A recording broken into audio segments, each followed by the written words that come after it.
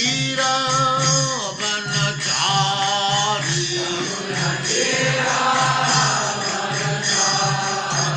यमुना तीरा वनचारी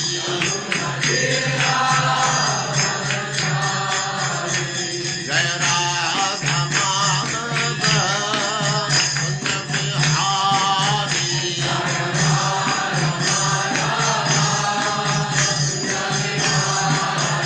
जय राधा माधव कुंज बिहारी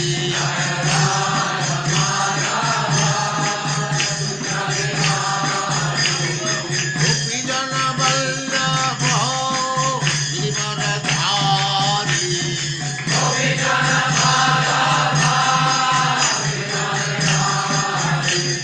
गोपी जन वल्लभ गिरिवरधारी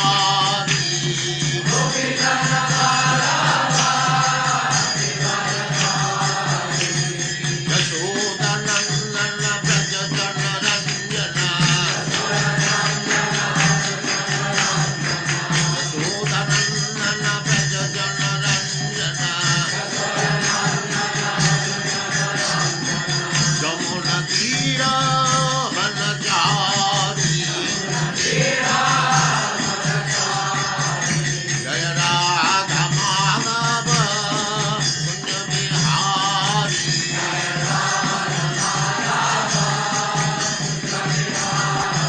जय राधा माधव कुंज बिहारी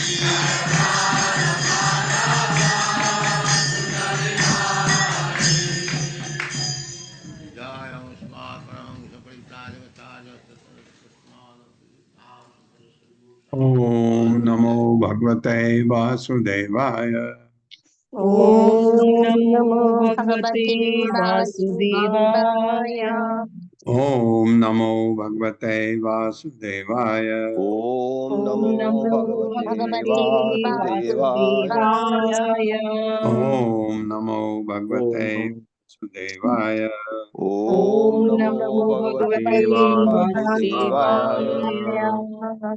नारायणं नमस्कृत्य नारायणं नारायणं नमस्कृत्य नमस्कृत्य नरं चैव नरोत्तमं नरं चैव नरं चैव नरोत्तमं नरोत्तमम् देवीं सरस्वतीं व्यासं देवीं देवीं सरस्वतीं सरस्वतीं व्यासं व्यासं ततो जयमुदीरये। ततो ततो जयमुदीरये।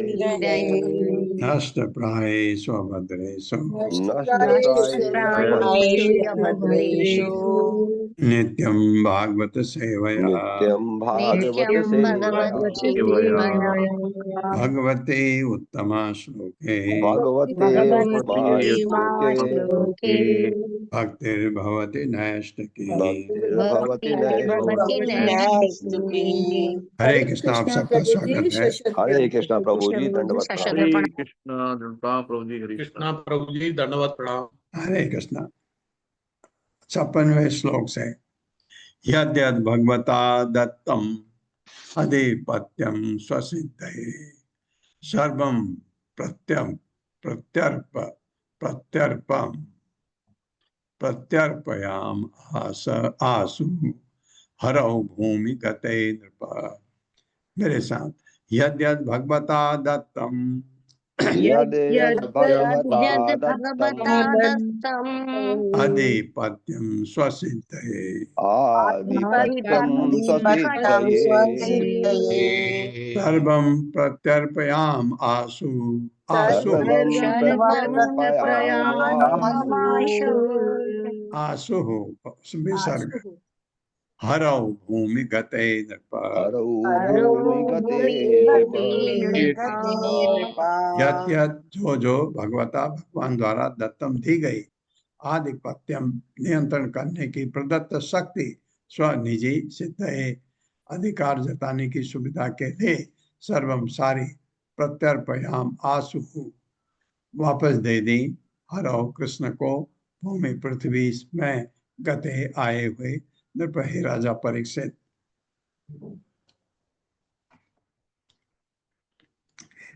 मेरे साथ, हे राजन, हे राजन, हे राजन जब भगवान पृथ्वी पर आ गए तो जब जब भगवान पृथ्वी भगवान पर आ पृथ्वी गए पर तो आ गए तो इन देवताओं ने इन इन देवताओं ने देवताओं ने उन सभी सिद्धियों को उन उन सभी सभी सिद्धियों को सिद्धियों को उन्हें अर्पित कर दिया, उन्हें अर्पित कर उन्हें दिया, अर्पित कर दिया, जो उन्हें अपने विशेष अधिकार के निष्पादन के लिए पहले प्राप्त हुई थी।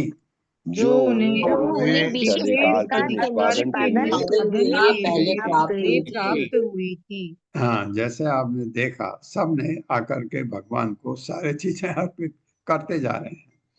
यहाँ तक कि जो पारिजात का वृक्ष है स्वर्ग में, इंद्र उसको लाके भी दे दिया। और और जिसके पास जो भी रिद्धियां सिद्धियां थी, सब जो भगवान ने दी थी, वो सब भगवान के चरणों में अर्पित कर दी। यहाँ ये है कहाँ अभी? ये है द्वारका में। द्वारका में कहाँ इसको एक्चुअली गुजराती में बेट द्वारका कहते हैं। बेट द्वारका का मतलब है आइलैंड। वो पहले कुछ लोग उसको भेंट द्वारिका बोलते हैं, भेंट नहीं, बेट द्वारिका है, शायद BH है, BH। भेंट द्वारिका का मतलब है आइलैंड द्वारिका, क्योंकि समुद्र के अंदर भगवान ने ये बसाया था इनको, यदुओं को, सारे अपने को वहां से एक ही रात में ट्रांसफर कर दिया। सब सोए हुए थे, किसी को पता ही नहीं। सब वहां सुबह उठते हैं, देखा हो तो सोने के महल में ऐसा ऐसा भगवान की अंतरंगा शक्ति ऐसे काम करती है। ये अभी अभी जो बेट द्वारका है, जैसे बताया कितना योजन, इतना बड़ा शहर था जो वो समुद्र के अंदर है। एक टापू बचा हुआ है अभी भी, जहाँ पर आपका ध्वजारोहण है भगवान का। दो आपने शायद अगर गए हों द्वारका तो वो देखने लायक है, लेकिन अब सरकार ने पुल बना दिया है समुद्र के ऊपर, ताकि आप सड़क से गाड़ी लेके भी जा सकते हैं उसके अंदर। वहाँ वो बहुत अच्छी सुविधा बना दी गई है। तो अब एक छोटा सा नगर समझे, छोटा टापू है एक, बहुत ही सुंदर लगा हमको जब हम यात्रा में गए थे। और बाकी जो इतना बड़ा, इतने आप कहेंगे भाई 16,108 महल कहाँ हैं? समुद्र के नीचे। ऊपर कुछ रानियों के महल दिखाए गए हैं, वो प्रतीकात्मक। तो उसमें सिर्फ रुक्मणी नहीं है, रुक्मणी का कुछ क्या श्राप था, वो उस वजह से रुक्मणी का जो मंदिर है बाहर है, बेट द्वारिका में नहीं है। वो द्वारका और बेट द्वारिका के बीच में एक जगह है, वहां पर है। तो ये ऐसा किया, तो सबने अपने अपने जो भी चीजें थी भगवान को अर्पित की, जो उनको भगवान ने दिया था ये संसार को चलाने के लिए। क्योंकि बहुत सारे देवता हैं, उनके पास बहुत सारी शक्तियां हैं, भगवान ने दी थी। वो ये लिखा है कि वो जो निष्पादन के लिए उनको प्राप्त हुई थी, वो सब भगवान के चरणों में उन्होंने दी। तत्र योग प्रभावेन नीत्वा सर्वजनम हरिहि प्रजापालेन रामेण कृष्ण सम अनुमंत्रितः निर्जगाम पुरद्वारात् पद्ममाली निरायुधः। मेरे साथ, तत्र योग प्रभावेन तत्र योग प्रभावेन नीत्वा सर्वजनम हरिः नीत्वा सर्वजनम हरिः प्रजापालेन रामेण प्रजापालेन रामेण कृष्णः सम अनुमंत्रितः कृष्णः समनुमन्त्रितः निर्जगाम पुरद्वारात् निर्जगाम पुर माने नगर, पुर द्वारात् नगर के द्वार से, पद्ममाली निरायुधः पद्ममाली निरायुधः तत्र वहां योग, अपनी योग शक्ति से, भगवान की अंतरंगा शक्ति, प्रभाव से नीत्वा लाकर सर्व सभी जन्म अपनी प्रजा को हरि ही भगवान कृष्ण प्रजा नागरिकों के पालेन रक्षक रामेण बलराम द्वारा कृष्ण ने सममंत्रितः सलाह की निर्जगाम बाहर चले गए। पुरनगर के द्वार से पद्म कमल के फूलों की माला पहनकर निरायुधः बिना हथियार के। मेरे साथ पढ़े, अपनी योग माया शक्ति के बल से अपनी योग माया शक्ति के बल से जब भगवान कृष्ण ने भगवान कृष्ण ने अपनी सारी प्रजा को अपनी समस्त प्रजा को नए नगर में पहुंचा दिया, नए नगर में पहुंचा दिया, तो उन्होंने बलराम से सलाह की तब उन्होंने भगवान बलराम से सलाह की जो मथुरा में उसकी रक्षा करने के लिए रह गए थे। जो मथुरा में उसकी रक्षा के लिए रह गए थे। इसकी रक्षा मथुरा की रक्षा के लिए कहा आप रुको, ये काम मैं करता हूँ। सारे जितने लोग थे सब उनका सामान सब योग शक्ति से जो नगर बसाया था और वहां सबको पहुंचा दिया, और सब सोए हुए हैं, किसी को पता नहीं। ये तो रह गए थे। तब गले में कमल के फूलों की माला पहने, तब गले में कमल की माला पहने और बिना हथियार के भगवान कृष्ण मुख्य दरवाजे से होकर मथुरा से बाहर चले गए। हाँ,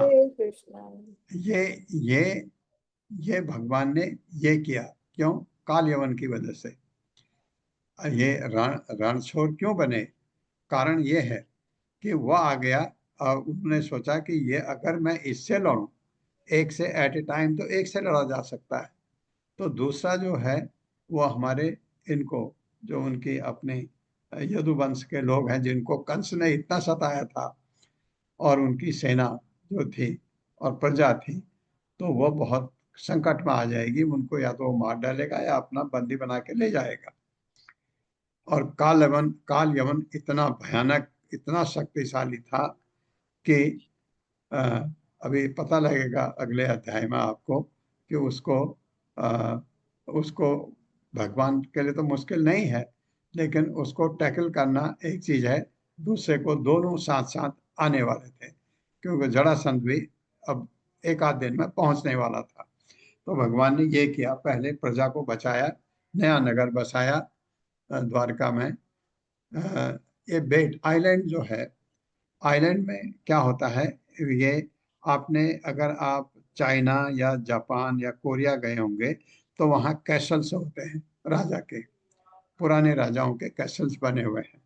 वो कैसल्स में यही होता है, महल बीच में और उसके बाहर चारों तरफ चौड़ी खाई होती है जिसमें पानी होता है।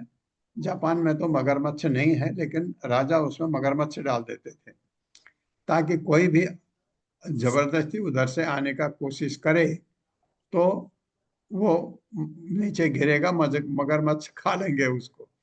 और राजा का एक अंदर जाने का अपना रास्ता होता है, वो रास्ते को वो हटा देते थे।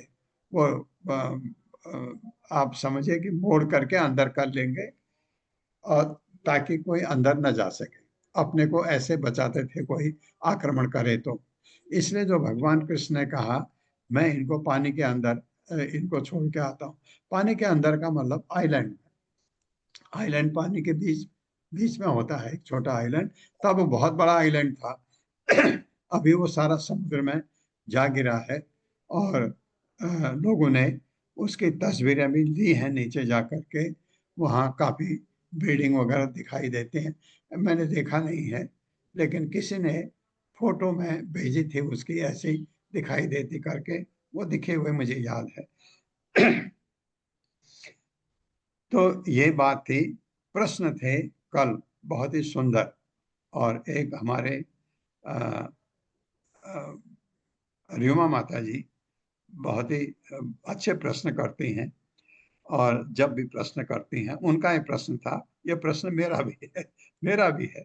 एक तो भगवान को सत्यभामा के लिए अ, फूल, ये उन्होंने कहा मुझे, क्योंकि एक बार वो सत्यभामा को लेके स्वर्ग गए। हमने भागवतम में पढ़ा है या कहीं सुना है, भागवतम में पहले आया है ऐसा कहीं, आपको याद हो किसी को, कि अ, कि भगवान सत्यभामा को लेके गए थे। सत्यभामा ने कहा मुझे ये पारिजात का पेड़ चाहिए। भगवान ने पेड़ निकाला, इंद्र भगवान से लड़ने के लिए आया। इंद्र की ऐसी बेहूदी हरकतें बहुत हैं बहुत सारे देवताओं की बहुत बेहूदी हरकतें भी हैं, आपने भागवतम से पता लगता है। तो भगवान ने उसको धकेल के ले आ गए। एक बात तो यह है, यहाँ इंद्र खुद पारिजात वृक्ष लेके आता है। ये दो चीजें कंट्राडिक्टरी नहीं होनी चाहिए। इसलिए ये क्या है पूरा, मैं इसको काफी कल टटोलने की कोशिश किया और ये नहीं मिला है। रीमा माता जी, ये प्रश्न आपका मेरे पर रहा, मैं इसका उत्तर आपको जरूर दूंगा। एक चीज और इसमें, और तो हमारे कोई और संशय था किसी किस्म का, किसी का भी? Anyway, पहले तात्पर्य पढ़ते हैं। तात्पर्य माता जी। प्रभु जी पल्लवी माता जी को होस्ट बना दीजिए। ओके। हरे कृष्ण आपका हत्री माता जी। हरे कृष्ण। तात्पर्य। श्रील प्रभुपाद की जय। श्रील प्रभुपाद के द्वारा श्री विश्वनाथ चक्रवर्ती ने भगवान श्री कृष्ण द्वारा समस्त नागरिकों को मथुरा से द्वारका स्थानांतरित किए जाने का वर्णन प्रस्तुत करने के लिए पद्म पुराण के उत्तर खंडों से निम्नलिखित श्लोक उद्धृत किए हैं। सुषुप्तान् मथुरायान्तु पौरंस्तत्र जनार्दनः उद्धृत्य सहसा रात्रौ द्वारकायां नभीषयत्। बबुद्धस्ते जना सर्वे पुत्रदार समन्वितः हैमहर्मतलेपिष्टा विस्मयं परमं ययुः। अर्धरात्रि में जब मथुरावासी सोए हुए थे तो भगवान जनार्दन ने सहसा उन्हें उस नगरी से हटाकर द्वारका में लाकर रख दिया। जब मनुष्य जागे तो वे अपने आप को अपने पुत्रों तथा पत्नियों को सोने के बने महलों के अंदर पाकर चकित रह गए। इस प्रकार श्रीमद् भागवत के दशम स्कंध के अंतर्गत भगवान श्री कृष्ण द्वारा द्वारकापुरी की स्थापना नामक 50वें अध्याय के श्रील प्रभुपाद के विनीत सेवक के द्वारा रचित भक्ति वेदांत तात्पर्य पूर्ण हुए। हरे कृष्ण। हरे कृष्णा माता जी, धन्यवाद आपका। पल्लवी माता जी, आपको आपको कुछ वो लगता है दो बार, एक बार सत्यभामा के साथ भगवान गए थे स्वर्ग और उन्होंने पारिजात के वृक्ष के लिए कहा था, या भगवान गए लेके आए, इंद्र लड़ने के लिए आया था भगवान से? और यहाँ पर क्या है, इंद्र पारिजात का वृक्ष लेकर आया है। यहाँ जब भेंट द्वारिका भगवान ने नया नगर बसाया अपने यदुओं के लिए, तो वहां वो लेके आया है। तो ये मेरा भी प्रश्न है और रीमा माता जी का भी, कि ये दो चीज क्या क्या चीज है, क्योंकि लाए वहीं उसी शहर के लिए। तो जी कहीं इसको देखेगा तो जरा। हरे कृष्ण प्रभु जी। ये देखा मैंने इसको, विश्वनाथ चक्रवर्ती ठाकुर जी इसको एक्सप्लेन किए हैं। ये सत्यभामा के साथ जब वो लाए तो वही वही पारिजात वृक्ष है, और सुखदेव गोस्वामी जी परीक्षित महाराज को ये बता रहे हैं। तो ये जो है ये पास्ट टेंस में है, यहाँ पर लिखा है विश्वनाथ चक्रवर्ती ठाकुर जी ने, ये पास्ट टेंस में है। और सुखदेव गोस्वामी जी परीक्षित महाराज को बता रहे हैं, तो वो भी वहां पर ऐड किए हैं वो कि इंद्र ने पारिजात वृक्ष के वहां द्वारका में लाकर दिया था, ऐसे करके। मतलब दो तीन चीजें एक साथ सुखदेव गोस्वामी जी बोल रहे हैं यहाँ पर। हाँ, नहीं, ये मैंने पढ़ा, कल मैंने ये पढ़ा कि ये पास्ट टेंस में है, लेकिन ये दो अलग अलग चीजें हैं या एक ही चीज है? हाँ, ये तो नहीं वहां पर वर्णन नहीं किए पता हैं। लग रहा है ना। ये रीमा माता जी इसमें मनन करिए। और क्योंकि मैंने एक बहुत भागवतम जो वेल रेड है, अ, वो अ, उनसे भी कल बात किया, तो उन्होंने भी बड़ा गोलमोल उत्तर दिया, वो मेरे को बहुत क्लियर नहीं लगा। तो फिर मैं इसको क्योंकि ये मुझे भी ये क्लियर करना है अपने आप के लिए कि ये दो बार क्या है, इंद्र एक बार लड़ता है और एक बार ला करके भगवान को अर्पित करता है।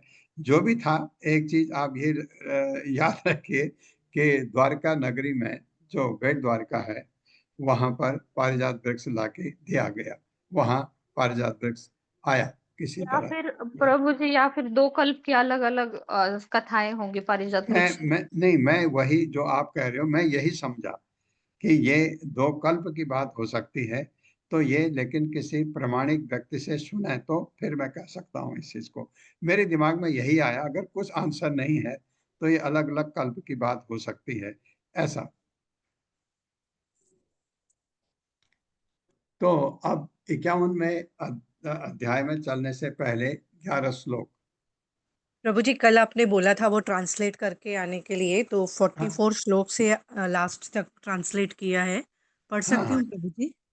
पढ़ लीजिए माता जी, पढ़ लीजिए सबके लिए, क्योंकि मैं इनको पढ़ चुका हूँ, बस सबको अच्छा लगेगा। जी पढ़ जी लीजिए। प्रभु जी, संदीप प्रभु जी को कोस्ट बना दीजिए प्रभु जी। हरे हाँ, कृष्ण। मैं हरे आज कृष्ण। पल्लवी माता जी को एक्सपेक्ट तो नहीं कर रहा था, लेकिन संदीप प्रभु को जरूर एक्सपेक्ट कर रहा था। जी संदीप प्रभु आने चाहिए, आज संडे है, क्यों नहीं आए करके मुझे लग रहा था। हरे हरे कृष्ण। कृष्णा। 10.50.44 से शुरुआत है। श्रील विश्वनाथ चक्रवर्ती जी ठाकुर राक्षस। हरे कृष्णा, एक मिनट प्रभु जी। सॉरी। हरे हरे कृष्णा। श्रील विश्वनाथ चक्रवर्ती ठाकुर जी। राक्षस काल्यवन नारद द्वारा भेजा गया था। इसकी कथा विष्णु पुराण में इस प्रकार वर्णित है। एक बार गर्ग मुनि के पुत्र गागर्य का उनके बहनोई ने नपुंसक कहकर उपहास किया, और जब यादवों ने यह सुना तो वे खिलखिलाकर हंस पड़े। गागर्य उनकी हंसी सुनकर क्रोधित हो गए। वे ये सोचते हुए दक्षिण दिशा की ओर चल पड़े, काश मुझे एक ऐसा पुत्र प्राप्त हो जो यादवों को आतंकित कर दे। उन्होंने लोहे की बट्टी खाकर 12 वर्षों तक शिव की आराधना की। शिव से वरदान प्राप्त कर वे संतुष्ट होकर घर लौटे और यवनों के निसंतान राजा की पत्नी से एक पुत्र को जन्म दिया। काल्यवन उन्हीं का पुत्र था। काल्यवन, जो संहारक शिव के समान क्रूर था, ने नारद से पूछा, इस पृथ्वी पर सबसे शक्तिशाली राजा कौन है? नारद ने कहा, यादव सबसे शक्तिशाली हैं। इस प्रकार नारद द्वारा भेजा गया काल्यवन मथुरा में प्रकट हुआ। यादव के प्रति स्नेह के कारण कृष्ण चिंतित थे। यादुओं पर दोनों ओर से विपत्ति है, काल्यवन और जरासंध से। ये यवन पहले से ही हमें घर घेर रहे हैं, और मगध की शक्तिशाली राजा शीघ्र ही यहाँ पहुँचेंगे, यदि आज नहीं तो कल या परसों। कृष्ण ने सोचा, यदि हम दोनों काल्यवन की से युद्ध कर रहे होंगे, तब जरासंध आ गया तो वह हमारे रिश्तेदारों को मार सकता है और उन्हें अपने नगर ले जा सकता है। कृष्ण ने समुद्र के भीतर 12 योजन का एक किला बनवाया। 8 जौ अर्थात यव मिलकर एक अंगुल के बराबर होते हैं, और 12 मिलकर एक हथेली बनाते हैं। 3 हथेलियाँ एक हाथ होती हैं, और 2 हाथों को एक किस्कू कहते हैं। 2 किस्कू धनुष के बराबर होते हैं, और 2000 धनुष के बराबर एक क्रोस। 2 क्रोस एक यगुवती होते हैं, और 2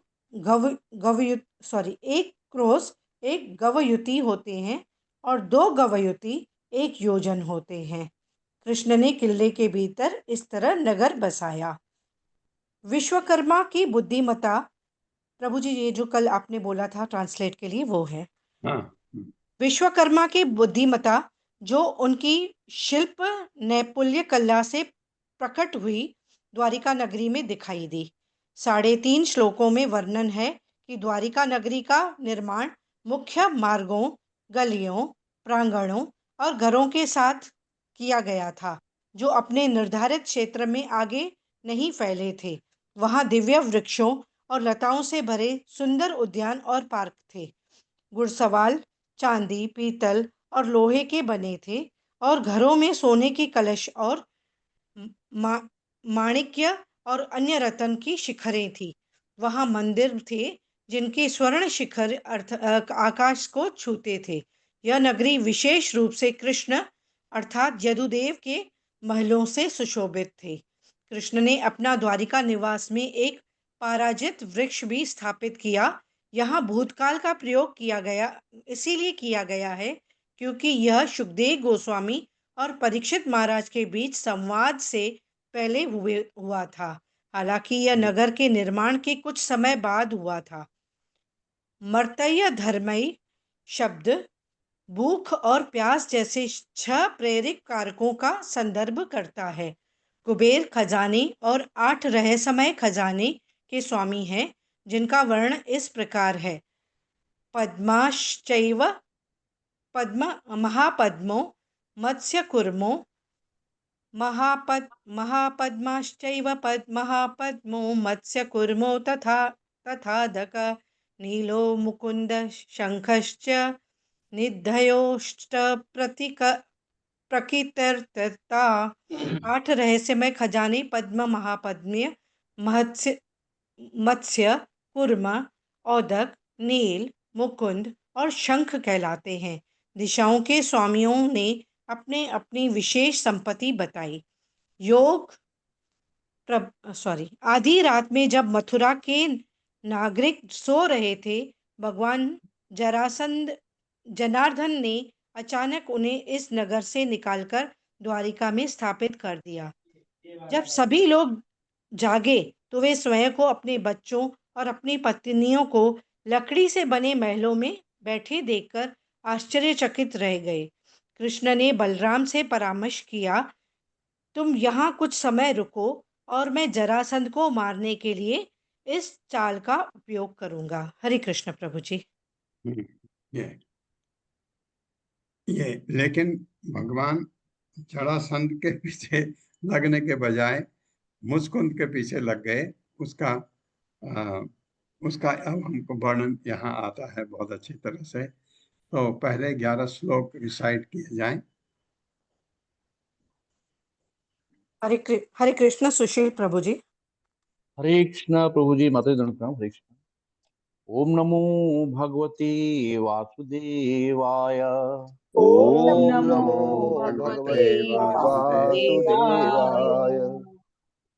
जन्माधस्य यतो अन्वयादि जन्माद्यस्यतोऽन्वयात् इतरश्चार्थे स्वभिज्ञस्वराट् इतरश्चार्थेष्वभिज्ञस्वराट् तेने ब्रह्म हृदय आदि कवये तेने ब्रह्महृदाय आदिकवये मुह्यन्ति यत सूरयः।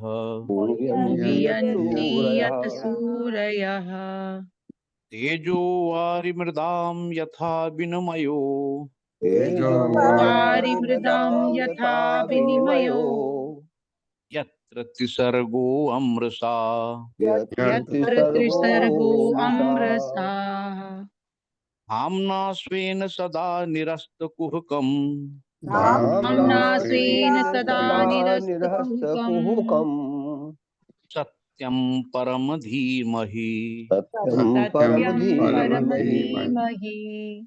धर्मः प्रोज्झित कैतो अत्र धर्मः प्रोज्झित कैतवोऽत्र परमो निर्मत्सराणां सताम्। परमो निर्मत्सराणां सताम्। वेद्यं वास्तवमत्र वस्तु वेद्यं वास्तवमत्र वस्तु शिवदं तापत्रयोन्मूलनम् शिवदं तापोन्मूलनम् मूलनम् श्रीमद्भागवते महामुनिकृते श्रीमद्भागवते महामुनिकृते किं वा परैरीश्वरः किं वा परेश्वरः सद्यो हृद्वरुध्येत्र अत्र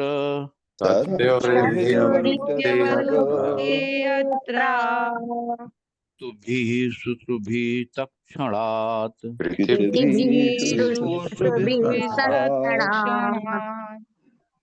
निगमकल्पतरोरिगलितं फलम्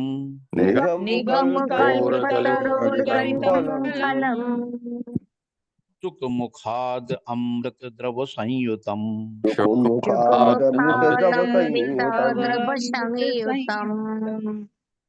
पिबत भागवतं रसमालयम्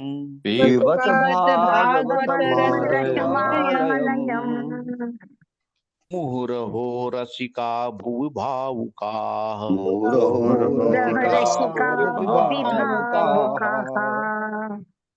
एते चांस कलाः पुंसः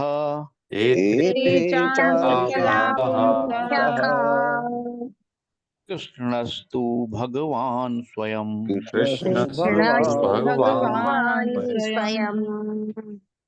इंद्राणि व्याकुलं लोकम्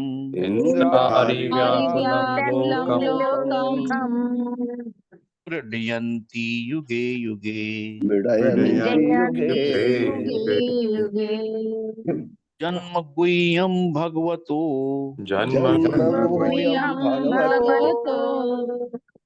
या एतत् प्रयतो नरः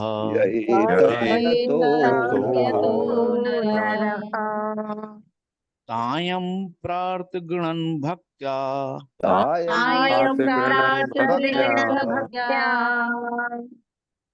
ग्रामाद्विमुच्यते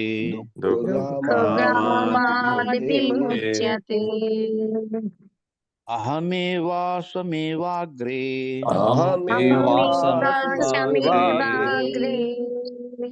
नान्यद् यत् सत् असत् परम्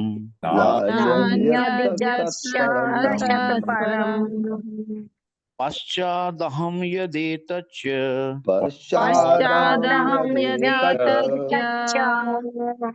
यो अवशिष्ट सोऽस्म्यहम्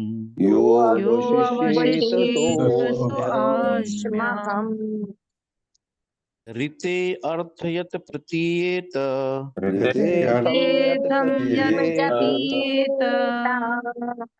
न प्रतीयेत चात्मनि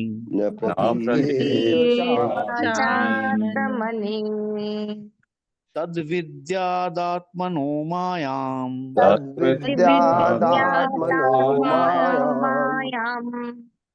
यथा भासो यथा तमः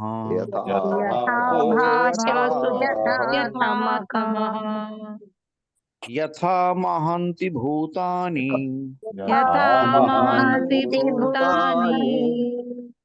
भूतेषु चास्वचेष्वनु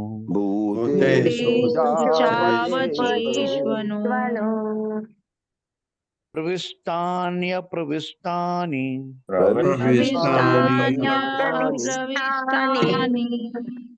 तथा तेषु न तेष्वहम्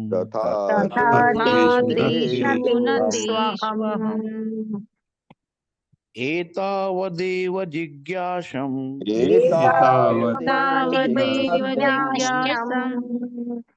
तत्त्वजिज्ञासुनात्मनः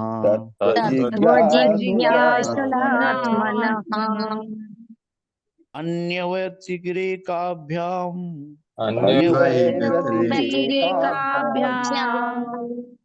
यत् स्यात् सर्वत्र सर्वदा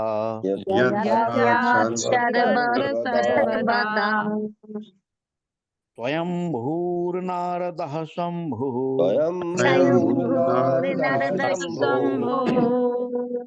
कुमारः कपिलो मनुः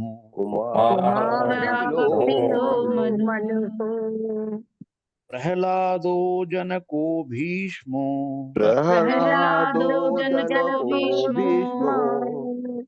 बलिर्वयासकिर्वयम् बलिर्व्यासकिर्वयम् तत्ते अनुकम्पां सुष्मीक्षमाणो तन्ते तस्यैनुकम्पामुष्टमीक्षमाणो जान एवात्मकृतं विपाकम् भुञ्जानैवात्मकृतं विपाकम् हृद्वागपुर्भिर्विदुधन् नमस्ते द्वागपुरभिर्नमस्ते जीवेत यो मुक्तिपदे सदाय भाक् जीवेत यो मुक्तिपदे सदाय भाक्।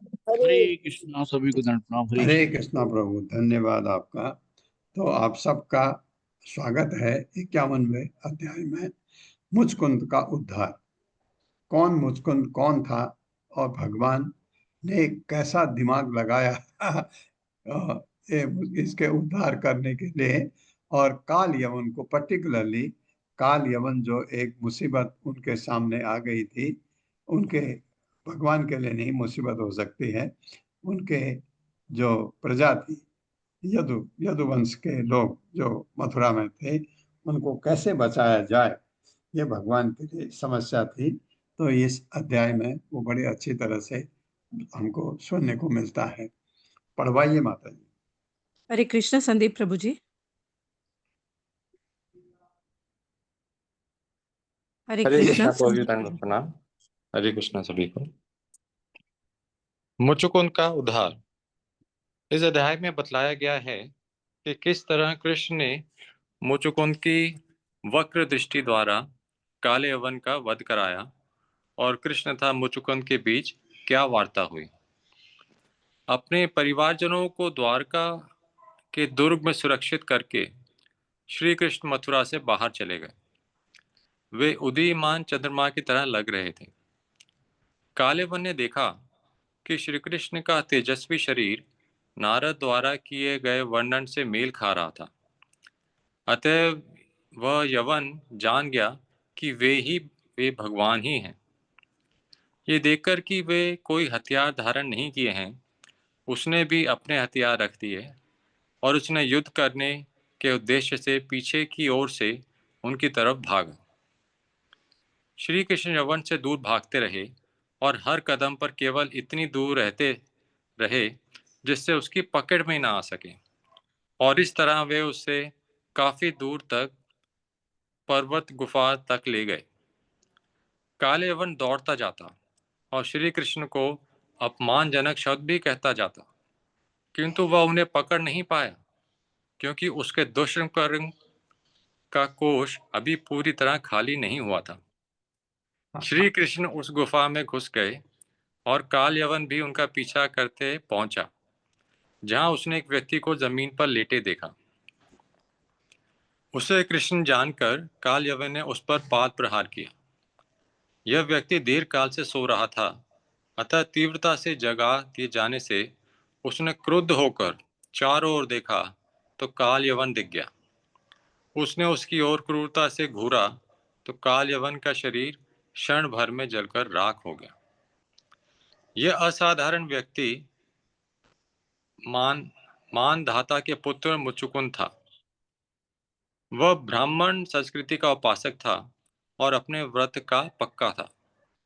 इसके पर उसने असुरों से देवताओं की रक्षा करने में सहायता देने में वर्षों बिताए थे। जब देवताओं को रक्षक के रूप में कार्तिकेय प्राप्त हुए तो उन्होंने मुचुकुंद को अवकाश दे दिया और कहा कि वह मोक्ष के अतिरिक्त कोई भी और वर मांग ले, क्योंकि मोक्ष देना तो विष्णु के हाथों में है। जब मुचुकुंद ने देवताओं से सोते रहने का वर मांग लिया और इसलिए वह तभी से इस गुफा में पड़ा सो रहा था। काल यवन के भस्म हो जाने पर श्री कृष्ण ने मुचुकुंद को दर्शन दिए। वह श्री कृष्ण की अद्वितीय सुंदरता देखकर आश्चर्यचकित हो उठा। उसने भगवान श्री कृष्ण ने पूछा कि आप कौन हैं, और उनसे अपना परिचय इस तरह दिया। मैं दीर्घ काल तक जागते रहने के बाद जब थक गया तो इस गुफा में निद्रा का आनंद ले रहा था। तभी किसी अजनबी ने मुझे छेड़ा और अपने पाप कर्म के फल स्वरूप वह जलकर राख हो गया। हे प्रभु, हे शत्रुहंता, यह मेरा सौभाग्य है कि मैं आपके सुंदर स्वरूप का दर्शन कर रहा हूँ। जब श्री कृष्ण ने मुचुकुंद को बताया कि वे कौन हैं और उसे वर दिया, मुचुकुंद बुद्धिमान था, इसलिए भौतिक जीवन की व्यर्थता को सोचते हुए उसने श्री कृष्ण के चरण कमलों में शरण ग्रहण किया अनुरोध किया। इस अनुरोध से प्रसन्न होकर भगवान ने मुचुकुंद से कहा, भक्तगण भौतिक वरों से कभी भी मोहित नहीं होते। केवल अभक्तगण यथा योगी तथा ज्ञानी भौतिक वरों में रुचि रखते हैं, क्योंकि उनके हृदय में भौतिक इच्छाएं होती हैं। हे मुचुकुंद, तुम्हें मेरी शाश्वत भक्ति प्राप्ति होगी। अब मेरे शरणागत रहकर उन पापों के फलों को दूर करने के लिए तपस्या करो जिन्हें तुमने योद्धा के रूप में अन्यों का वध करते हुए किए हैं। अगले जन्म में तुम उत्तम ब्राह्मण बनोगे और मुझे प्राप्त करोगे। इस तरह श्री भगवान ने मुचुकुंद को अपना आशीष प्रदान किया। हरे कृष्ण प्रभु जी, धन्यवाद। बहुत बढ़िया। लास्ट का बहुत ही सुंदर है कि वो कहता है कि मैं थक चुका हूँ इस भौतिक जगत से। तो ये दो चीजें जो मुझे लगी, मैं आपसे शेयर करना चाहता हूँ। तो क्योंकि जो भगवान की भक्ति पर होता है वो भगवान से कूड़ कबाड़ कभी भी नहीं मांगता है। उसने कहा नहीं, मैं थक चुका हूँ यहाँ से, अब मैं आपके शरण लेना चाहता हूँ, वर मांगो, कुछ भी चाहिए। भगवान ने कहा, उसने कहा नहीं, बस आपके इस चरण कमलों की मैं अपना स्थान दीजिए, वही मुझे चाहिए। अब जब उसने पहचान लिया, भगवान ने अपने को इंट्रोड्यूस किया, उसने आप कौन हैं ये पूछा, इसमें आएगा। तो भगवान ने कहा मैं वासुदेव हूँ, वसुदेव के घर में प्रकट हुआ था, इसलिए मुझे वासुदेव कहते हैं। और ऐसे भगवान ने तब उसने वो पहले ही समझ गया कि ये बताया उसने कि आप इतने सुंदर, इतने महान हैं, इतना तेज है आप में, आप कोई देवता भी नहीं परम देवता लगते हैं, ऐसा करके उसको दिखा। तो उसने बुद्धिमान था, कूड़ा करकट नहीं मांगा। नहीं तो बारिश हो रही है, हम भगवान को मांगते हैं छाता दे दो, हमको ये दे दो, वो दे दो, ऐसे मांगते हैं। हमारा स्टैंडर्ड ये है मांगने का। और जो भक्ति में उन्नत है वो ऐसे मांगता है। भगवान ने कहा, क्योंकि गलत भी नहीं है, भौतिक जगत में लोग तकलीफ में होते हैं, मांगते हैं। भगवान ने कहा लेकिन जो मेरा भक्त होता है वो ये चीज नहीं मांगता है। अब मैं समझ गया, तुम मुझे प्राप्त करोगे, तुम ऐसा करो, ऐसा करो। और अगले जन्म में, क्योंकि उसने मुस्कुंद की गलती कहाँ थी, देवताओं ने उसको इस्तेमाल किया तो असुरों से युद्ध करने के लिए। तो बहुत सारे जो इसमें भगवान ने जो कहा है, जो तुमने इतने लोगों की हत्या की है उसका तो फल भुगतना पड़ेगा। ये करके तुम अगले जन्म में ब्राह्मण के घर में जन्म लोगे, वहां ऐसे करना, हमेशा मेरा ध्यान करना, और तुम मुझे प्राप्त कर लोगे। ये दूसरा ये चीज मैंने इसमें देखा, और अपना आशीष पर भगवान ने मुस्कुंद को दिया। ये हुआ जो जो गंतव्य है जीवन का, वो प्राप्त कर लिया मुस्कुंद ने। तो पढ़ते हैं एक एक श्लोक करके। श्री शुक वाच तम विलोक्य विनिष्क्रांतम उज्जिहानम इव उडुपम दर्शनीय दर्शनीयतमं श्यामं प्रीत कौशेय वाससम श्रीवत्स बक्षसम, या असम होगा, भ्राजद कौस्तुभ मुक्त कंधरम पृथु दीर्घ चतुर्बाहुं नव कंज अरुण ईक्षणम नित्य प्रमुदितम श्रीमद सुकपोलम सुचिस्मितम मुखारविंदम बिभ्राणम स्फुरन मकर कुंडलम वासुदेवो हि अयमिति पुमान् श्रीवत्सलाञ्छनः चतुर्भुजो अरविन्द अक्षौ मन्माल्य अतिसुन्दरः लक्षणे नारद प्रोक्तः न अन्यो भवितुम् अर्हति निरायुधः चलन् पदभ्यां योत्से अनेन निरायुधः इति निश्चित्य यवनः प्राद्रवन्तं पराङ्मुखम् अन्वधावत् जिघृष्युः तं दुरापम् अपि योगिनाम्। मेरे साथ पढ़िए। श्री शुक उवाच श्रीशुक उवाच तं विलोक्य विनिष्क्रान्तं तं विलोक्य निष्क्रान्तम् उज्जिहानम् इव उडुपम् उज्जिहानमिवोडुपम् दर्शनीयतमं श्यामम् दर्शनीयतं मम श्यामम् प्रीतकौसेयवाससम् पीतकौशेयवाससम्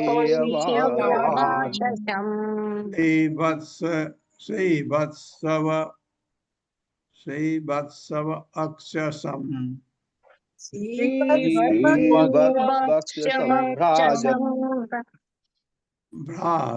भ्राजत कौस्तुभ मुक्तकंदरम्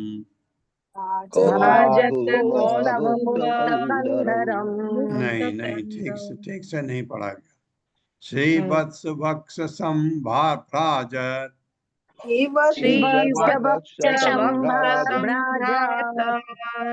कौस्तुभ अमुक्त कंदरम प्रथु दीर्घ चतुर्बाहुम नव कंज अरुण ईक्षणम नित्य प्रमुदितं श्रीमत् सुकपोलं शुचिस्मितम् मुखारविन्दं बिभ्राणम् स्फुरन्मकरकुण्डलम् वासुदेवो हि अयमिति पुमान् श्रीवत्सलाञ्छनः चतुर्भुजो अरविन्दाक्षो वनमाली अतिसुन्दरः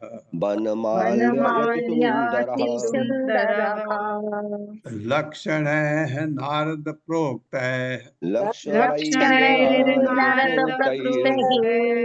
न अन्यो भवितुम् अर्हति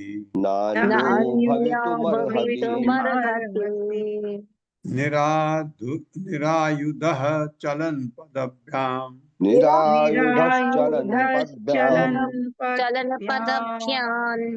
योत्से अनेन निरायुधः इति निश्चित्य यवनः प्राद्रवन्तं पराङ्मुखम् अन्वधावत् जिघृक्षुतं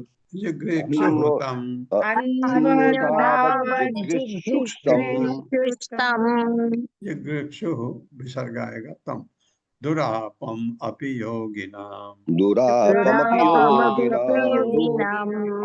श्री शुक उवाच श्री सुखदेव गोस्वामी ने कहा तम उसको विलोक के विनिष्क्रांतम बाहर आते उज्जिहानम उठते हुए इव मानो उडुपम चंद्रमा को दर्शनी तमम देखने में सर्वाधिक सुंदर भगवान को देखा जब मथुरा से बाहर आए ये काम करने के बाद नगर बसा के लोगों को वहां ट्रांसफर करके एक चैन आ गया। अब कहा आप अंदर को संकर्षण को अपने नगरी से बाहर आए तो ये बाहर कितने करोड़ सेना को लेकर के ये था कालयवन। कालयवन ने देखा भगवान को। श्यामम गहरे नीले, पीत पीला, कौशय रेशम, वाससम वस्त्र, श्रीवत्स लक्ष्मी का चिन्ह तो भगवान के बालों के गुच्छे का होता है। बक्ससम बक्स स्थल पर प्राजत चमकीला, कौस्तुभ कौस्तुभ मणि से युक्त, आमुक्त अलंकृत, कंधरम कंधा, पृथु विशाल, दीर्घ तथा लंबा, चतुः चार बाहुम भुजाओं वाला, चार भुजाओं को चार भुजाओं वाले में मतलब नारायण रूप में। नव नए खिले कंज कमलों की तरह, अरुण गुलाबी, ईक्षणम आंखें, नित्य सदैव प्रमोदित प्रसन्न, श्रीमत ऐश्वर्यवान, सुंदर कपोलम गालों वाला, शुचि स्वच्छ स्मितम मंद हास युक्त, जो भगवान की सबको सबको ये क्या कहते हैं इसको, ये ऐसी चितवन है भगवान की, हर कोई आकर्षित हो जाता है उनको देखकर। मुख उनका मुख मंडल अरविंदम कमल सदृश, विभ्राणम प्रदर्शित करते स्फुरन चमकते हुए, मकर मछली के आकृति के कुंडलम कान की बालियां, वासुदेव वासुदेव ही निसंदेह, अयम यह इति, इस प्रकार सोचते हुए पुमान पुरुष, श्रीवत्स लांछन श्रीवत्स से अंकित, चतुर्भुज चार भुजाओं वाले, अरविंदाक्ष कमल जैसे नेत्रों वाले, वन जंगल के फूलों की माली माला पहने, अत्यधिक सुंदर सुंदर लक्षणों से नारद प्रोक्त है, नारद मुनि द्वारा बतलाए गए कि उसको काल यवन को नारद ने बताया न नहीं अन्य दूसरा भवितुम अर्हति हो सकता है। तो उसने सोचा यही हो सकता है और कोई नहीं। निरायुध बिना हथियार के चलन जाते हुए, पदभ्याम पैदल, युद्ध से लड़ूंगा अनेक, इससे निरायुध बिना हथियार के, कोई बात नहीं मैं बिना हथियार के लड़ूंगा, ये बिना हथियार का है, मैं बिना हथियार से लड़ूंगा इससे। इति इस प्रकार निश्चित निश्चय करके यवन मलेश काल यवन प्राद्रवंतम भागता हुआ पराग मुड़ा, मुखम मुंह अन्वधावत पीछा करने लगा, जिग्रीषु पकड़ने की इच्छा से, तम उसको दुरापम दुष्प्राप्य अपि भी योगी नाम योगी द्वारा। ऐसे भगवान भागे, ये उसके पीछे भागा। ये क्योंकि मथुरा में इससे युद्ध के बजाय भगवान भागे, भगवान जरासंध को देख के नहीं भागे, इसको देख के भागे, इसलिए भगवान को रणछोड़ कहा जाता है। सुखदेव गोस्वामी ने कहा, मेरे साथ पढ़िए। सुखदेव गोस्वामी ने कहा काल यमन ने भगवान को मथुरा से उदित होते काल यवन ने भगवान को मथुरा से उदित होते चंद्रमा की भांति आते देखा। चंद्रमा की भांति आते देखा। देखने में भगवान अति सुंदर थे, देखने में भगवान अति सुंदर थे। उनका वर्ण श्याम था, उनका वर्ण श्याम था और वे रेशमी पीतांबर धारण किए थे। और वे रेशमी पीतांबर धारण किए थे। उनके वक्ष स्थल पर श्रीवत्स का चिन्ह था, उनके वक्ष का चिन्ह था और उनके गले में कौस्तुभ मणि सुशोभित थी, और उनके गले में उनकी चारों भुजाएं बलिष्ठ तथा लंबी थीं। उनकी चारों भुजाएं बलिष्ठ तथा लंबी थी। उनका मुख कमल सदृश सदैव प्रसन्न रहने वाला था। उनका मुख कमल सदृश सदैव रहने वाला था। आंखें गुलाबी कमलों जैसी थी, आंखें गुलाबी कमलों जैसी थी। उनके गाल सुंदर तेजवान थे, उनके गाल तेजवान थे। हंसी स्वच्छ थी, हंसी स्वच्छ थी। तथा उनके कान की चमकीली बालियां तथा उनके कान की चमकीली बालियां मछली की आकृति की थीं। मछली की आकृति थी। उस मलेच्छ ने सोचा, यह व्यक्ति अवश्य ही वासुदेव होगा। इसमें क्योंकि इसमें वे ही लक्षण दिख रहे हैं, जिनका उल्लेख नारद ने किया था। उसके वक्ष का चिन्ह है, उसके उनके श्री वक्ष वत्स का का चिन्ह है, चिन्ह है, चार भुजाएं हैं, चार चार भुजाएं भुजाएं हैं, हैं, है, आंखें कमल जैसी हैं, आंखें कमल आंखें जैसी कमल हैं, जैसी हैं, जैसी है, और वो वन फूलों की माला पहने हैं और वो और वन वो फूलों की फूलों माला पहने की हैं, माला पहनी है, और अत्यधिक सुंदर है। और और अत्यधिक सुंदर है। सुंदर हाँ, है। यही नारद ने उनको कहा होगा, वो और कोई नहीं हो सकता, वह और कोई नहीं हो सकता, कोई नहीं हो सकता, क्योंकि वो पैदल चल रहा है क्योंकि यह पैदल चल रहा पैदल है चल रहा है, और कोई हथियार नहीं लिए है, और कोई हथियार नहीं लिए हथियार हुए है। नहीं लिए है, अतः मैं भी बिना हथियार के उससे युद्ध करूंगा। अतः मैं भी उससे मैं बिना भी बिना हथियार के हथियार युद्ध के करूंगा। युद्ध करूंगा। यह मन में ठान कर ये मन में मन में ठान ठान कर प्रकार वो भगवान के पीछे पीछे दौड़ने लगा, वो वह भगवान के पीछे भगवान पीछे के दौड़ने पीछे लगा, दौड़ने लगा, और भगवान उसकी ओर पीठ करके भागते गए। और भगवान उसकी भगवान ओर पीठ भगवान करके उसकी भागते ओर गए। पीठ करके भागते गए। काले उनको आशा थी कि कालवन को आशा थी कि वह कृष्ण को पकड़ लेगा, कि वह भगवान कृष्ण को को पकड़ लेगा। भगवान पकड़ कृष्ण लेगा। को पकड़ लेगा। यद्यपि बड़े बड़े योगी भी उन्हें प्राप्त नहीं कर पाते। यद्यपि यद्यपि महान बड़े बड़े योगी भी योगी उनको भी प्राप्त योगी नहीं भी कर उनको पाते। प्राप्त नहीं कर पाते। भगवान के दर्शन हो। तो तात्पर्य माता जी। हरे कृष्ण। सुमंगला धनिष्ठा माता जी। हरे कृष्णा प्रभु जी, धन्यवाद प्रणाम। हरे कृष्णा माता जी, सादर प्रणाम। तात्पर्य श्रील प्रभुपाद की जय। श्रील प्रभुपाद जी के द्वारा, यद्यपि काल्यवन भगवान श्री कृष्ण को अपनी आंखों से देख रहा था, किंतु वह सुनकर भगवान का ठीक से मूल्यांकन नहीं कर पा रहा था, अतः उसने कृष्ण की पूजा करने की बजाय उन पर आक्रमण कर दिया। इसी तरह आधुनिक व्यक्तियों के लिए दर्शन, शांति, व्यवस्था और धर्म तक के नाम पर कृष्ण पर आक्रमण करना आसान बात नहीं है। हरे कृष्णा प्रभु जी, धन्यवाद प्रणाम। हरे कृष्णा, हरे कृष्णा। बस यहीं पर आइए, ज्यादा आगे कल पढ़ेंगे इसके बारे में।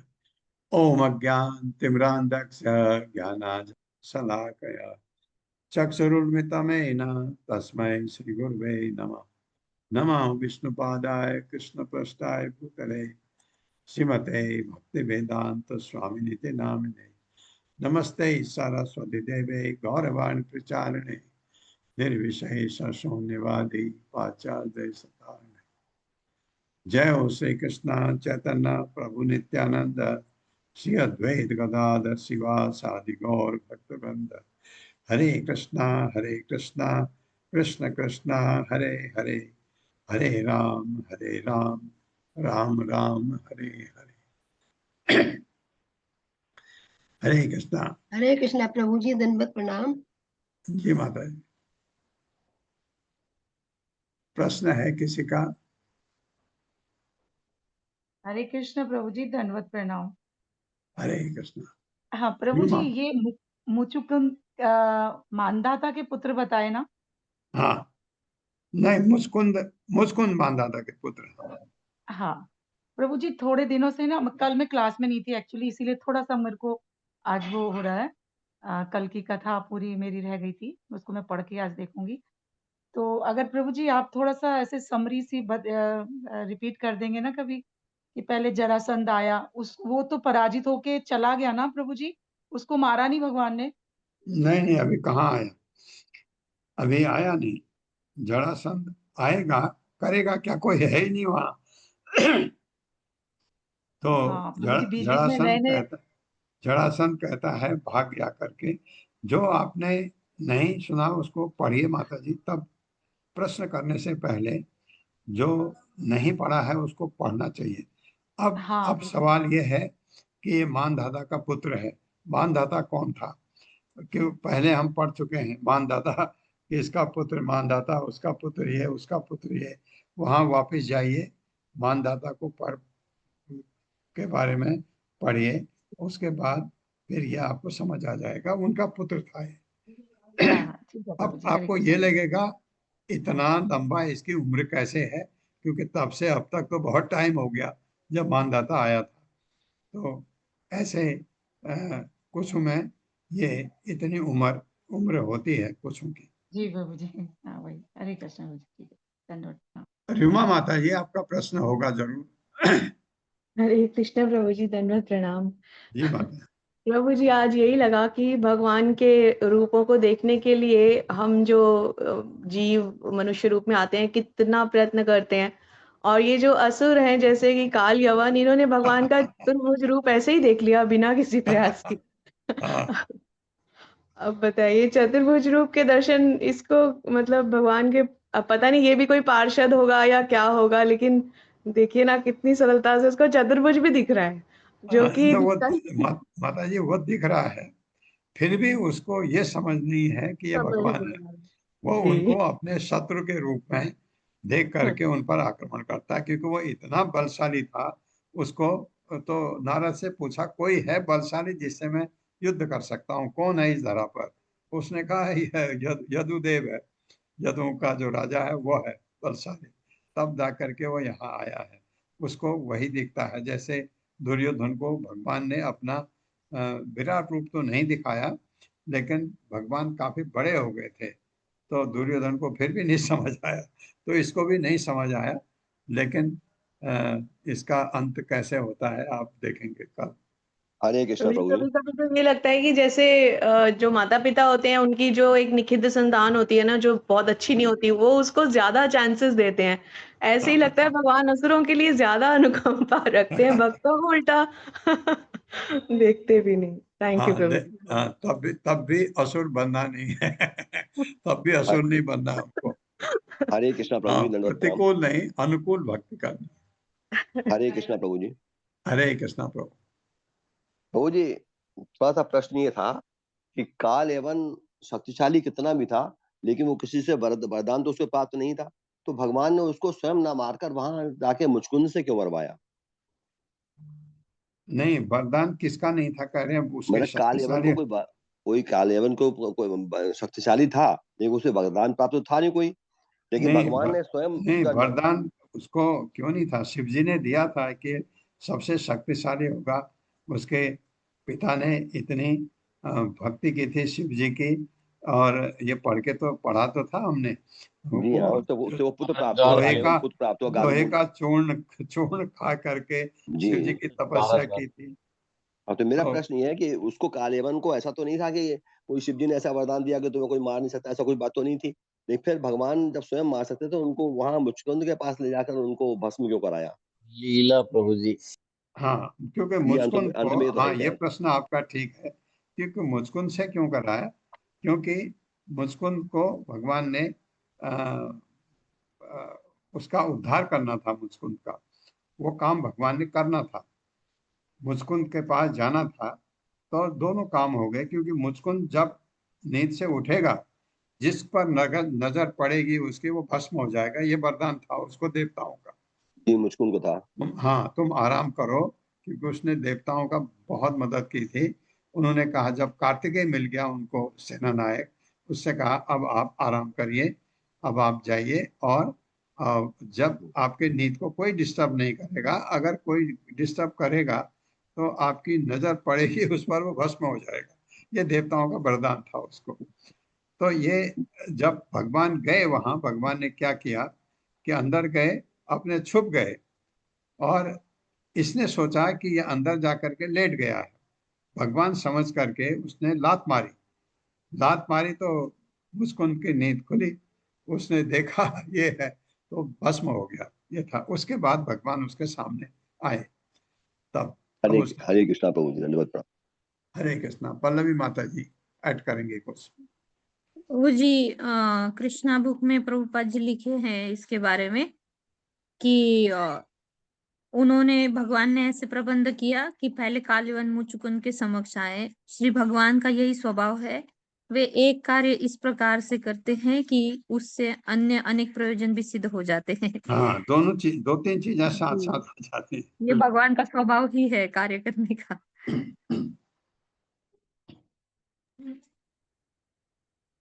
हरे कृष्णा। आप सबका बहुत बहुत धन्यवाद है।